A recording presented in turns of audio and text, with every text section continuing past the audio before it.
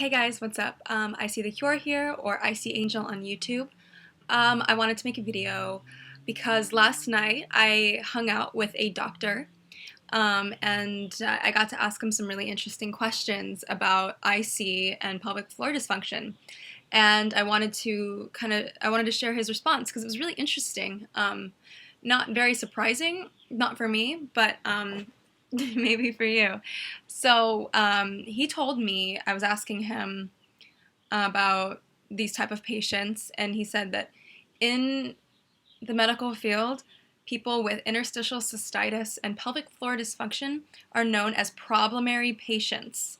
They are called problemary patients because we're the ones who go in that they can't help, but because they can't help us, we get angry and frustrated, and rightfully so. You know, we're like pissed that they can't do anything for us. Like, what is your job? Your job is to help me, and why can't you help me find relief? But it is not necessarily their fault because they have no, he said they have no literature on this stuff. There's nothing that they can give you to make your pain go away. And I was explaining to him that it's all about a lifestyle change and a diet change and a mindset change. So I guess my message for this video is stop going to doctors. I mean, you can go to a doctor, you can get diagnosed, but they can't help you. The surgery does not help. The pills that they might give you do not help. If anything, they make you worse. And this is coming from the mouth of a very talented doctor here in Los Angeles, that they can't help and that we're problemary to them. They don't want to deal with us.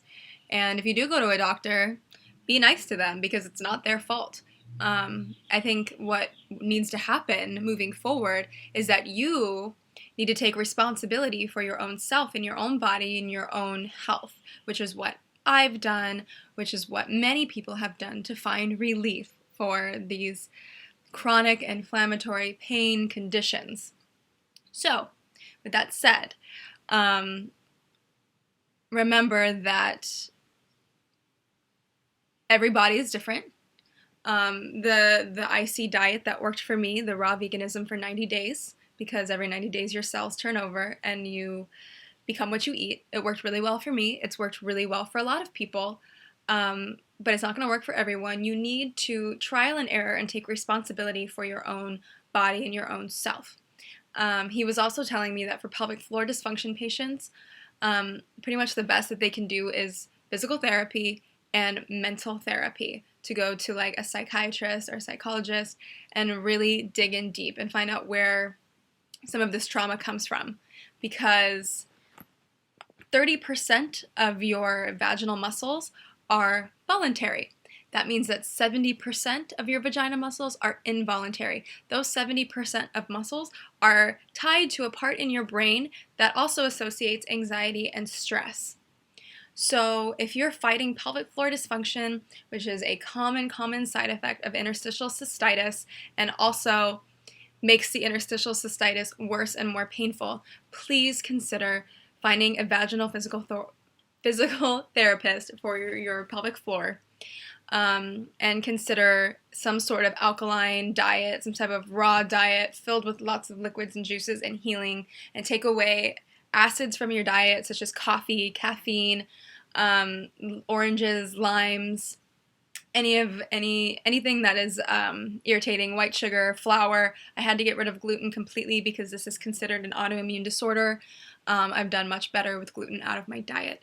So just a quick video. I want to keep it under 5 minutes, but I wanted to let you know, problemary patients, we need to take responsibility for ourselves, and we can heal. Don't listen to a single person who says that you can't heal, because you can, but it's up to you. Thanks for watching.